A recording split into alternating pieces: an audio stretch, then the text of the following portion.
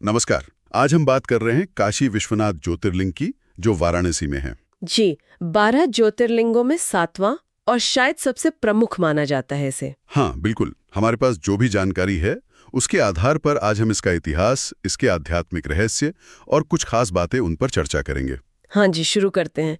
सबसे पहले इसका पौराणिक महत्व देखें। हाँ, जरूर। स्कंद पुराण का जिक्र आता है बार बार। हाँ, स्कंद पुराण में कहा गया है कि काशी में अगर कोई शरीर त्यागता है तो उसे पुनर्जन्म से मुक्ति मिल जाती है। अच्छा, ऐसा क्यों? क्योंकि मान्यता है कि भगवान शिव स्वयं, मतलब बिल्कुल स्वयं, उसके कान में तारक मंत्र फूंकते हैं। तारक मंत्र यानी मोक्ष दिलाने वाला मंत्र। हाँ, बिल्कुल वही। इसीलिए तो काशी को मोक्ष की नगरी कहते हैं, शिव की नगरी भी कहते हैं। और ये भी सुना है कि काशी प्रलय में भी नष्ट नहीं होती। ये कैसे संभव है? हाँ, इसे अविनाशी कहा गया है। अविनाशी मतलब जिसका नाश ना हो। माना जाता है कि प्रलय के समय शिव इसे अपने त्रिशूल पर धारण कर लेते हैं, इसकी रक्षा करते हैं। वाह, अद्भुत। और एक और बात, काशी को शिव और पार्वती के दूसरे गृहस्थ जीवन का स्थल भी मानते हैं। मतलब कैलाश के बाद यहीं उन्होंने अपना घर बसाया। अच्छा। हाँ, कहते हैं देवताओं ने प्रार्थना की थी कि शिव यहीं हमेशा के लिए वास करें, तो वो ज्योतिर्लिंग के रूप में यहाँ स्थायी हो गए। तो एक तरह से ये शिव शक्ति का मिलन स्थल भी है। ये तो हुई पौराणिक बातें।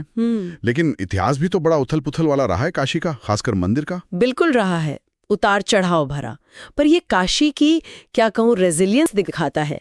वो अविनाशी वाली बात कहीं ना कहीं इतिहास में भी दिखती है। जैसे देखिए, 1194 में मोहम्मद गौरी के हमले में मंदिर तोड़ा गया।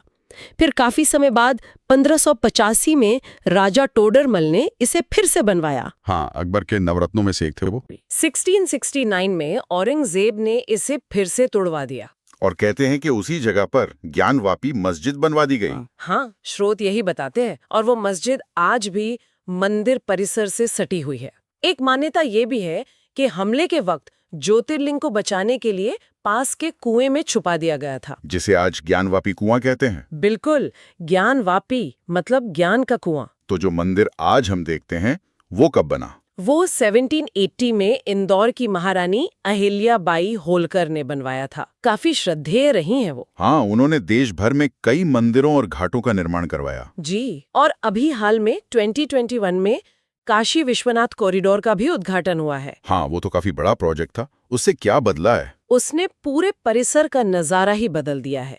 ये करीब 400 मीटर लंबा कॉरिडोर है जो मंदिर को सीधे गंगा घाट से जोड़ता है। आधुनिक सुविधाएं हैं। ये भारत की सांस्कृतिक विरासत को एक नए भव्य रूप में दुनिया के सामने रखने की कोशिश है। सही कहा। अच्छा, इतिहास से हटकर अगर हम आध्यात्मिक माहौल की बात करें, मंदिर का जो गर्भगृह है, क्या वो वाकई इतना शक्तिशाली है ध्यान वगैरह के लिए? हाँ, बिल्कुल। माना जाता है कि वहाँ की ऊर्जा बहुत तीव्र है, ध्यान और समाधि के लिए बहुत उत्तम। कई बड़े संतों ने, जैसे आदि शंकराचार्य, फिर स्वामी विवेकानंद, इन सब ने यहाँ साधना की है। और रोज की पूजा आरती का क्या महत्व है? वो भी बहुत खास है। सुबह 3 बजे मंगल आरती होती है ब्रह्म मुहूर्त में, फिर रात 10:30 बजे शयन आरती होती है। इसके अलावा रुद्राभिषेक जैसी विशेष पूजाएं तो चलती रहती हैं, जिसमें मंत्रों के साथ शिवजी का अभिषेक होता है। मंदिर के आसपास भी तो कई महत्वपूर्ण जगहें हैं ना? हाँ, बिल्कुल। जैसे मणिकर्णिका घाट, वो सबसे पवित्र शमशान घाट माना जाता है भारत में। हाँ, वहां तो कहते हैं चिता की आग कभी ठंडी नहीं होती। सही। फिर पास में ही अन्नपूर्णा मंदिर है, देवी अन्नपूर्णा भोजन की देवी हैं। और काल भैरव मंदिर, जिन्हें काशी का कोतवाल मतलब रक्षक कहते हैं। इनके दर्शन के बिना काशी यात्रा अधूरी मानी जाती है। ये सब मिलकर ही काशी का पूरा अनुभव बनता है। जी।